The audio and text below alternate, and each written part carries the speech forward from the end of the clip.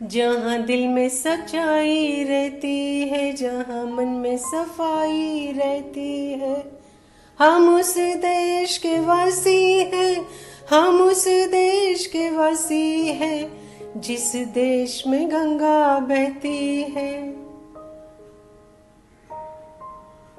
ये गाना सिर्फ सुनने के लिए नहीं, समझने के लिए भी है।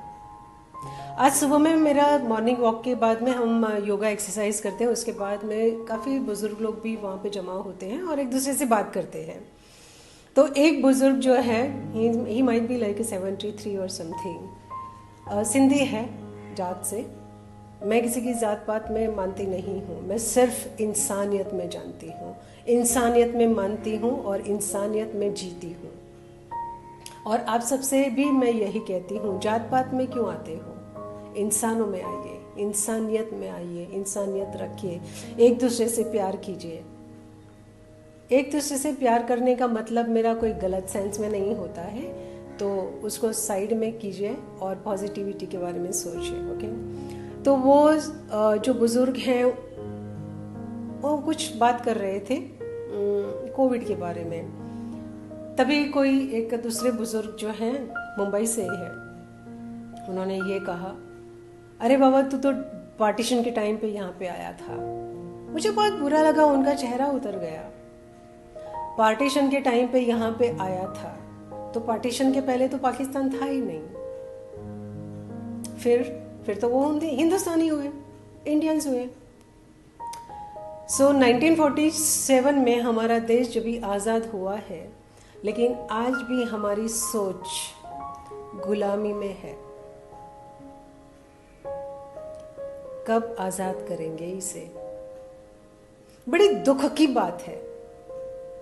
पॉलिटिकल पार्टियां बात करती है, समझ में आता है कि पॉलिटिक्स है, बट आम जनता, आम इंसान हर दिन सुबह में जब एक दूसरे से मिलते हैं, गुड मॉर्निंग बोलते हैं और फिर पीछे ये सारी बातें होती है।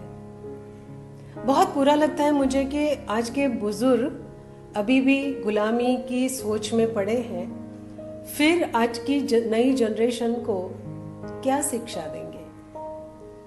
मैंने सुना तो मुझे पता है वैल्यूज़, आज़ादी, क्योंकि मैंने 1947 पे बनी हुई मूवीज़ देखी है। 1947 के टाइम पे जब भी पार्टीशन हुआ, उस वक्त का माहौल, जो लाशों से भरी ट्रक्स, लाशों से भरी ट्रेनें, और वहाँ पे जो जो हादसे हुए थे, उस सब के बारे में पढ़ के, देख के अपनी रूह कांप जाती है। लेकिन आज भी जो लोग गुलाम बने हुए हैं अपनी सोच से, उनके लिए सिर्फ बातें करने के लिए। मैं कभी नहीं चाहूंगी कि ऐसी गुलामी कोई भुगते या ऐसी गुलामी में कोई आए। सो आप सब लोगों से एक रिक्वेस्ट है कि हम सब एक इंसान हैं। ये पहला और आखिरी सोच का, समझ का तथ्य है, उसको बहुत अच्छे से समझ लीजिए। क्योंकि सेंस ऑफ अंडरस्टैंडिंग अगर आपके अंदर नहीं है तो आप इंसान हो कि नहीं हो, उसका कोई भी फायदा नहीं है।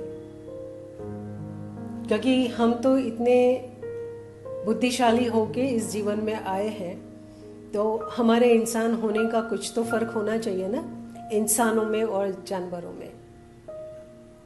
बस वही समझाने की कोशिश कर रही हूँ। और वो सारे बुजुर्गों से और वो सारे लोग जो आज भी गुलामी की सोच लेके पड़े हैं, उनसे मैं हाथ जोड़ के रिक्वेस्ट करती हूँ कि प्लीज़ आप आज़ाद होइए, अपनी सोच को आज़ाद करें, अपने विचारों को आज़ाद करें। गुलामी अभी छोड़ दीजिए। 1947 में हमारा देश आज़ाद हुआ है। आज की यंग जनरेशन के सामने आप क्या उदाहरण बना रहे हो अपना? जीने में गुलामी नहीं होनी चाहिए, सोच में गुलामी नहीं होनी चाहिए।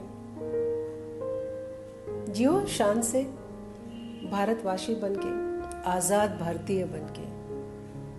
किसी को डिस्करेज करना, किसी को अपमानित करना या किसी को इंसल्ट करना कितना शोभा देता है। सोचिए, आप अपने आप को उस व्यक्ति की जगह पे रखिए और देखिए कि अगर यही सारी चीज़ें आपके साथ में हो रही है तो आप क्या महसूस करेंगे।